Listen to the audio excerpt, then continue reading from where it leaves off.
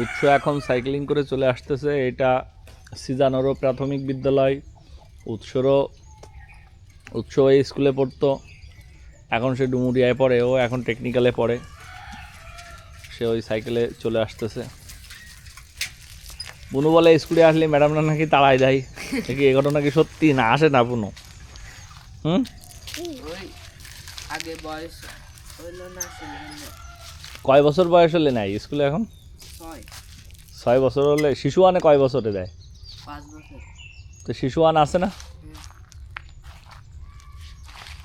মানে ছোটোবেলা থেকে স্কুলে আসতে শুরু করলে একটা সুবিধা হয়, তখন স্কুলের প্রতি একটা টান হয়ে যায়, তখন স্কুলে চলে আসে লোকজন, মানে বাচ্চারা স্কুলে আসতে পারে। আমরাও তো ছোটোবেলায় প্রথম স্কুলে না আসতে চাইলে আমাদের এক দাদা ছিল, সে বলতো যে চল চকলেট খাইতে দিব না। আমাদের সময় 4 আনায় চকলেট পাওয়া যেত, 1 টাকা দিলে লেবু চকলেট পাওয়া যেত 2-3 পাতা। এখন সেগুলো সব গল্প। হ্যাঁ, তোমরা কি 25 পয়সা কোনো দিন চালাইছো দোকানে? আমরা 10 পয়সা দিয়েও চকলেট খাইছি, 10 পয়সা। 25 পয়সা, 8 আনা, 1 টাকা, এগুলো তো চলতোই সব সময়। স্কুলে আসলে তখন 1 টাকা 8 আনা নিয়ে আসতে হতো, 4 আনা। 4 আনা মানে কত? 4 আনা মানে কত বলো? 4 আনা মানে কত পয়সা?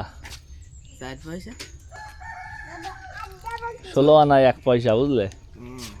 মানে 16 আনায় 1 পয়সা না, 16 আনায় 1 টাকা। হাত কুনতে দেবো, জল আছে? দেখো দিন দেই।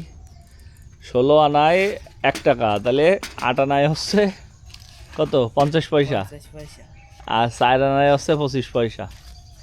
চালাও দেখি, জল থাকলে দাদা করে দেবে না। যাও দাদা, এখানে যাও। এই আনার হিসাবটা আসলে বেশ জটিল। এগুলো আগে আগে খুব প্রচলন ছিল, আমরা এত ভালো বুঝি না, আর এখনকার ছেলেমেয়েরা তো বুঝবেই না।